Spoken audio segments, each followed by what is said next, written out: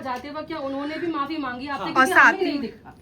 तानिया भी बाहर निकलने के बाद तानिया ने भी कहा कि मैं उसे कुछ भी हो छोटा भाई समझती थी और मैं उससे प्यार करती थी। इस बारे में क्या कहेंगे? ठीक है, उसने बोला। और मैं तुम्हें एक चीज़ बताऊं, कभी कभी क्या होता है कि आप कोई चीज़ बोल रहे हो, ठीक है, अब मैं आपके हम कोई किसी के दिमाग में नहीं घुस सकते कि वो उस चीज़ को सच में मानती है या फिर ऊपर ऊपर से सिर्फ शब्दों में बोल रही है।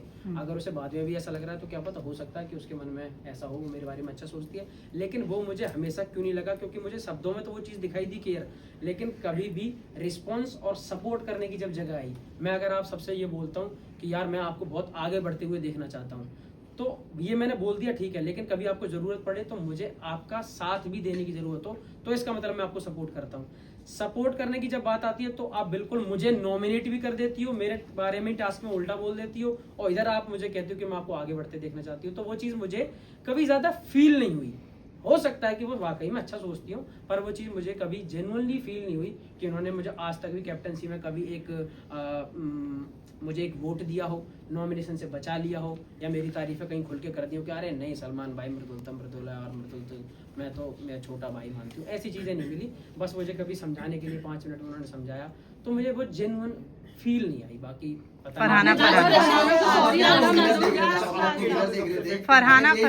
लेकर आप प्लीज जवाब दे दीजिए। आपने 2 बार सॉरी बोला, लेकिन क्या उन्होंने रेसिप्रोकेट किया? क्या उन्होंने भी माफी मांगी? क्योंकि उन्होंने भी बहुत कुछ आपको बोला है। मैम, उन्होंने सिर्फ मुझे नहीं, घर में अगर 17 लोग उनके अलावा रहे होंगे तो 17 से 17 की एक बार तो लड़ाई हुई होगी। फरहाना वो है जिसकी वजह से जी के तक भी अपना वो खो दे, आपा खो दे और चिल्लाने लगे, उस तरीके से फरहाना वो कर लेती है। तो मैं तो कभी कभी उसने जब बहुत ज़्यादा छेड़ा या बहुत कुछ बोला तो मैंने उससे कभी रिवर्ट में बोल दिया। बाकी रही बात जब मैं निकल रहा था वहाँ से, तो मुझे ये था कि मैं इस घर से, बिग बॉस के घर से सिर्फ अच्छाइयाँ लेके जाना चाह रहा हूँ। मैं मुंबई पहली बार आया, इतने बड़े सेट पे लोगों के साथ काम किया, तो मैं ये सोच रहा था कि मैं यहाँ से जाऊँ तो मैं इस घर से अच्छाइयाँ लेके जाऊँ, बुराइयाँ जो हैं वो इस घर की इसी घर में खत्म करूँ। तो मैंने जानबूझ के उस घर में जितने भी लोग थे सबसे बोला कि माफ़ी, मुझसे कोई गलती हुई हो तो मुझे माफ़ करना, सब कुछ इस गेम के लिए था, मैं आपसे माफ़ी मांगना चाहता हूँ।